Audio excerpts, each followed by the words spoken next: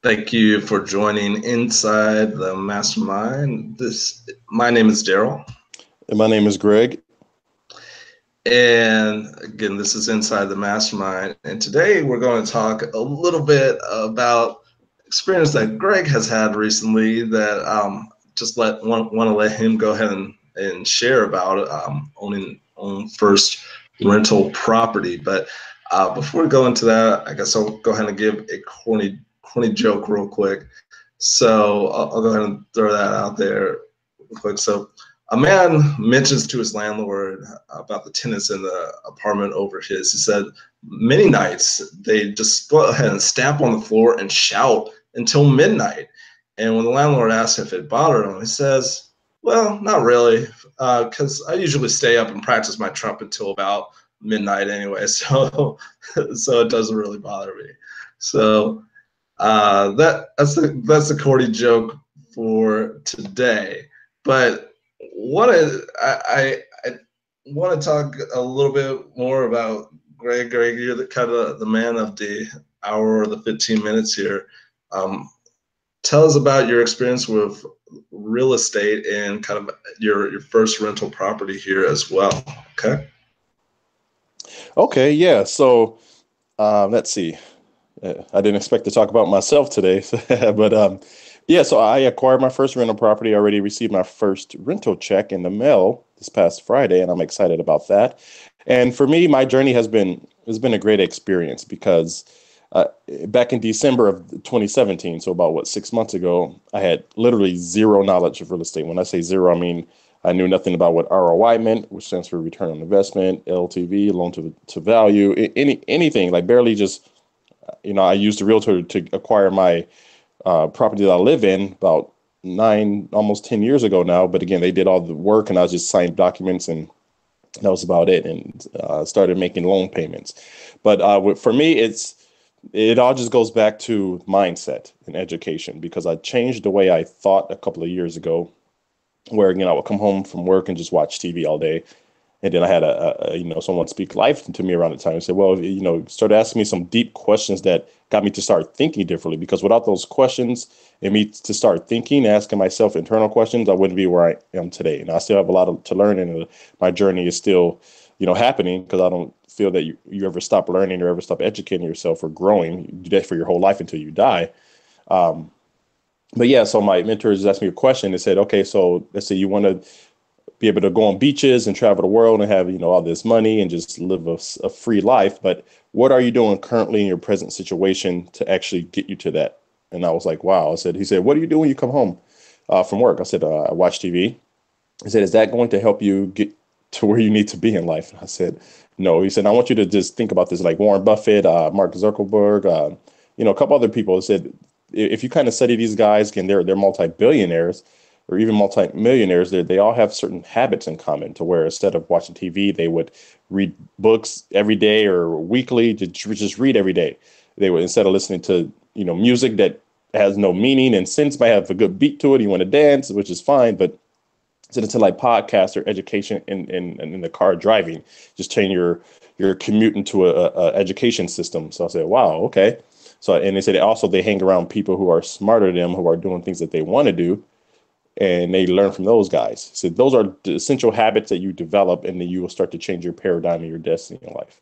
I said, okay, let me give this a shot. So I was really determined to get to that journey. So I started to do that. I started reading books and said, turn off the TV during the week. Now, again, I still watch TV, and I'm saying TV's bad.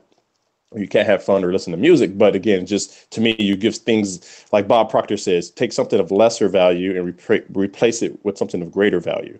So that was just me. So I took that stuff, started watching TV during the week. I would educate myself, go around people who had the results I wanted, just started reading and learning. And then this week, May, now I acquired my first rental property. Have zero knowledge in December. 6 months later, have my first rental property. And I just learned different methods to actually do that, as far as a HELOC on my house, which I used to actually buy my property. And again, using other people's money, which you're not really taught to do that because you're taught that all debt is bad. You want to just get out of debt, which again, there's good debt and there's bad debt, which again, I'm still learning about. So I just use leverage. to acquire that property. So now the rent check that I got, a property management company, is this property is in Detroit. So I have a management company managing the property for me. So I don't have to deal with calls at 3 a.m. about leaky toilets and running faucets. They take care of all that. I just pay them a small percentage, which I think is very reasonable to, not deal with that headache. And then the check that they pay me is paying back this HELOC, which I have, which is a revolving line of credit. It's like a credit card, but it's from my home. So that pays back. I could use that again and again and again to acquire more and more properties and do what's called a BRRRR effect, where, again, if you're not familiar with real estate, it's BRRRR. And it stands for buy a property, renovate or rehab it, fix it up pretty much, and then you rent it out, and then you refinance, or like rinse and repeat. That's pretty much the BRRRR habit. So you do that once, and you do it again, and you do it again, and then when you do a refi, you can use that money to pay off the previous property. Then you own that free and clear. Then the second one to pay off a property.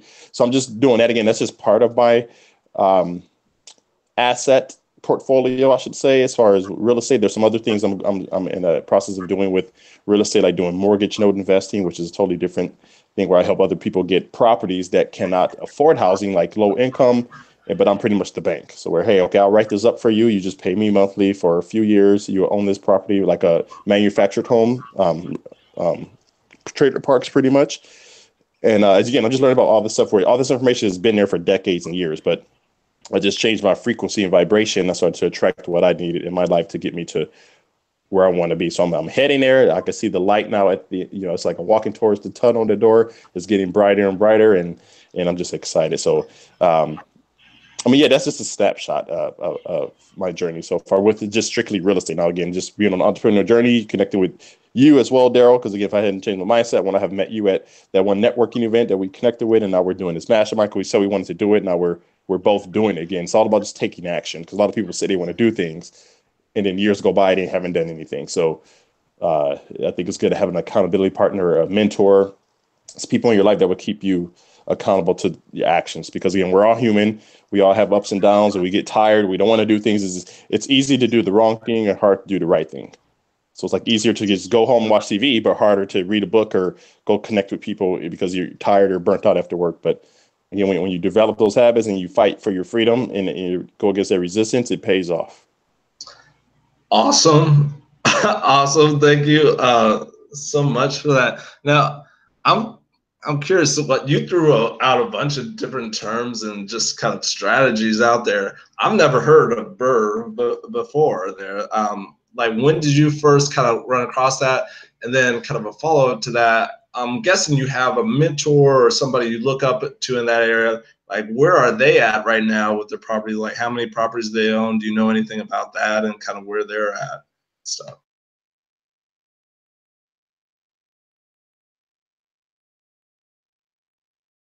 Sorry about that. I was on mute. I was trying to unmute myself. I'm using my tablet right now because it just has better audio and visual. But that's a great question. So let's see. The first question is like, as far as mentorship, or like, where did I learn about that method? And I learned about it just, again, by reading books, listening to podcasts, reading blogs, speaking to people at local RIA, which is the local.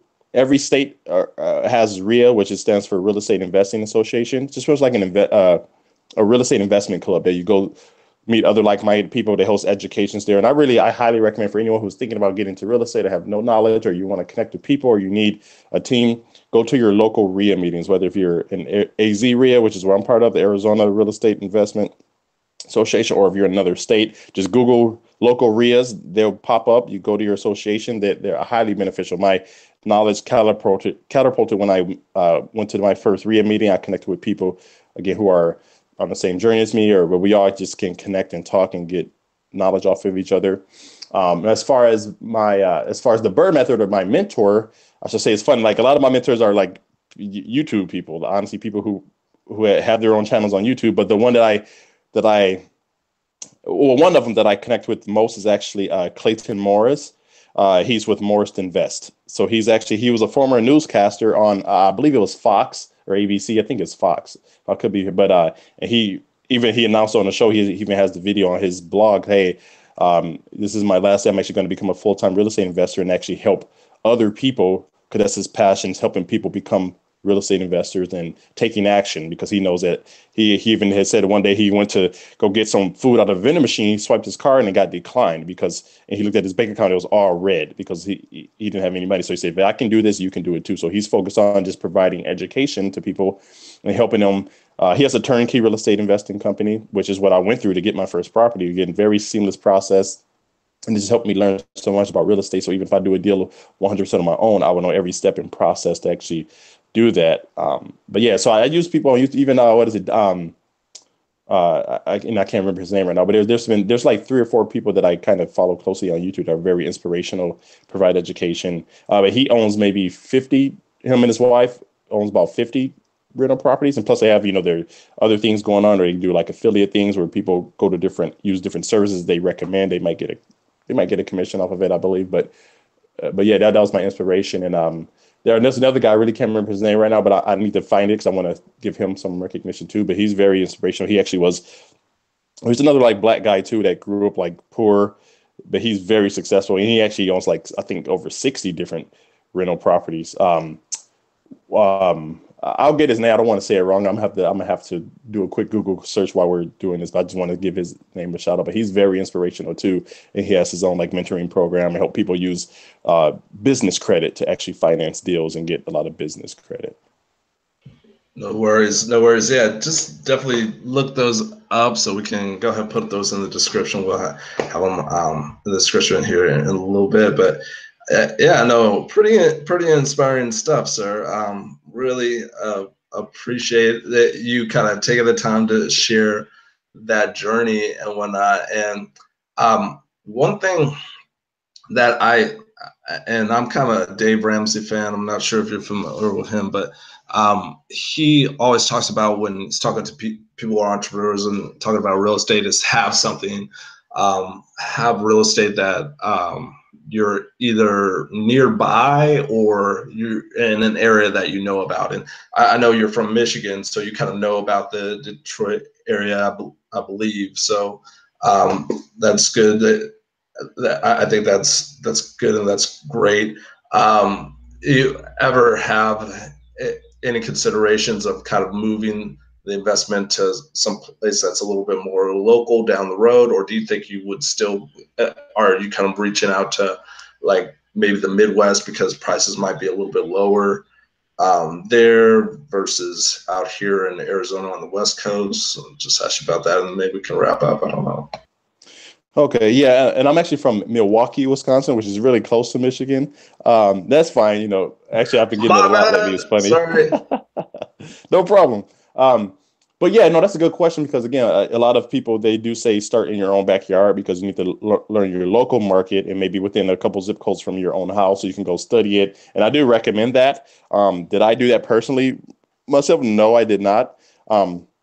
Yeah, the Midwest for me, it does have like the lower rents and the housing is a little bit cheaper. So then, for even maintenance goes, is cheaper to fix. So for me, I think I will maybe stick there, or even honestly, wherever the deal takes me. I'm not necessarily going to limit myself, but I know the Midwest does have some really good real estate deals, and a lot of people have a lot of properties in Michigan or Indiana or Florida, places even Texas, which is not really the Midwest, but yeah, but again, I do have people here that I'm talking to in Arizona that are local that I'll go do some deals with them locally here. So that is possibly in the future. I mean, in my plans. All right.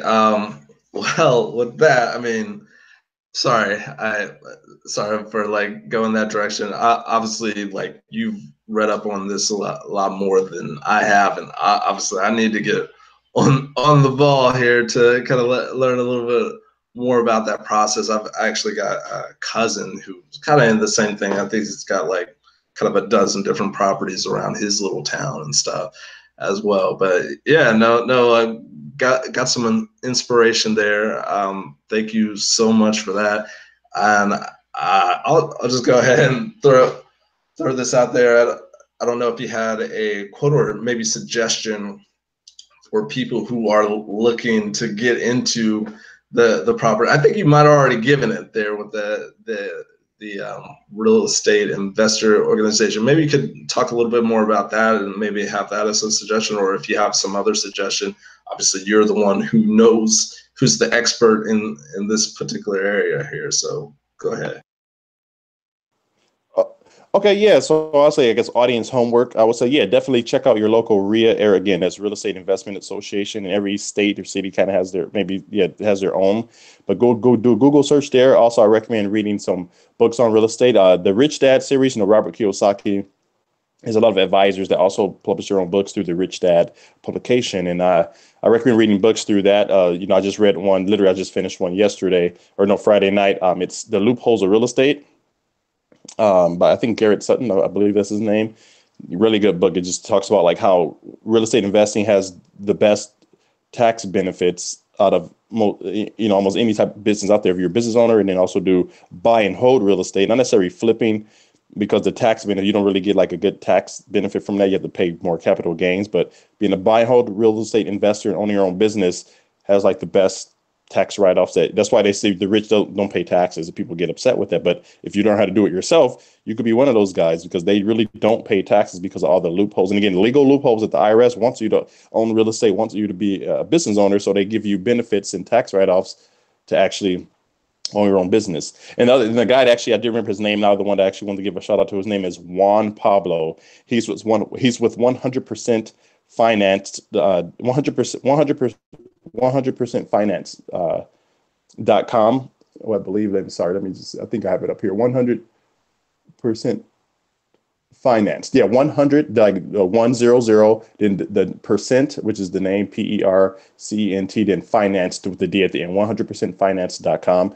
He's a very inspirational guy too, because again, he grew up poor, or like not knowing about wealth. Now he owns like over 60 properties, and he's doing very well for himself. He's very inspirational. So if you guys haven't checked out Juan Pablo, check him out on YouTube as well. And I believe that as far as the audience homework, that's it for me. And I could just go ahead and do a quote that I just came up with myself, and then you can leave any ending remarks. We'll kind of do it that way. So I just wrote it down. So let me go ahead and look at this. The quote I just came up with right now is, "Don't let other people's opinions determine your destiny, especially if those people haven't done what you want to do in life or have the results that you want." So I think that's very big, because a lot of people let other people's opinions kill their dreams without even starting. Those people have never even done what they are trying to do. So again, it's very important to not let people's opinions determine your destiny. So true. So inspirational. Thank you so much, Gregg. And if you guys don't think this guy is, well, obviously you can see this guy's a little bit on the inspirational side, but like if you would like to get more from him on the regular, definitely check out his blog and website, which is planetgreensin.com. It's got a lot of resources there, and got things for going with a healthier lifestyle, products you can go ahead and use. But just get inspiration from him. Obviously, he's kind of like just drawing inspiration from like all these resources that he's bringing into his life. And thank you so much, Gregg. So definitely check out planetgreensin.com. Can't explain that enough. So thanks. Appreciate it. No problem. Thank you, Daryl. And if you guys want to join a mastermind group as this one and keep inspired, actually have someone hold you accountable to your tasks and goals, connect with Daryl. He will have his information in the description below. He is accepting applications for this mastermind group as well. So you fill out your application or send him information, and he'll connect with you, let you know the expectations or requirements, and then see if you're a good fit. And hopefully you may be on here hosting this with us. But go ahead and connect with Daryl, and he'll let you know the rundown.